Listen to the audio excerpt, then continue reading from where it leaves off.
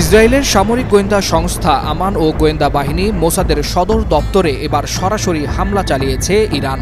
তেল আবিবের কৌশলগত সামরিক এই ঘাঁটিতে ইরান থেকে একযোগে ছোড়া হয় বেশ কিছু মিসাইল, যার কয়েকটি আয়রন ডোমের শক্ত আকাশ প্রতিরক্ষা ব্যবস্থা ভেদ করে সরাসরি লক্ষ্যে আঘাত হানে।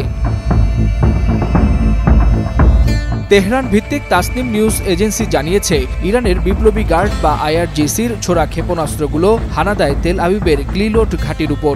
এই ঘাঁটিতে রয়েছে ইসরায়েলের সবচেয়ে গুরুত্বপূর্ণ গোয়েন্দা ইউনিট 8200, যারা ইলেকট্রনিক নজরদারি ও কৌশলগত গোয়েন্দা কাজে নিযুক্ত। এছাড়াও ইসরায়েলের উত্তরে হারজেলিয়াতে অবস্থিত মোসাদের একটি অপারেশন প্ল্যানিং সেন্টারেও আঘাত হানে একাধিক ক্ষেপণাস্ত্র। একটি ভিডিও ফুটেজে দেখা যায় গ্লিলোটের আমান লজিস্টিক সেন্টার চলছে। দেশটির মিডিয়া বলছে এটি ছিল ইসরায়েলি সামরিক গোয়েন্দা স্থাপনা।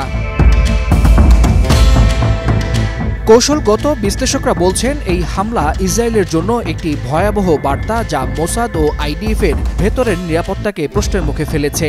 যদিও ইসরায়েলি সেনাবাহিনী ক্ষয়ক্ষতি কমিয়ে দেখাতে চাইছে, এই হামলায় বড় ধাক্কা খাবে ইসরায়েলের কমান্ড অ্যান্ড কন্ট্রোল সিস্টেম। আর এর জেরে মধ্যপ্রাচ্যে যুদ্ধ এবার কেবল সময়ের অপেক্ষা বলে মনে করছেন সমর বিশ্লেষকরা। ওয়ালিউল হাসানাত, যুগান্তর নিউজ।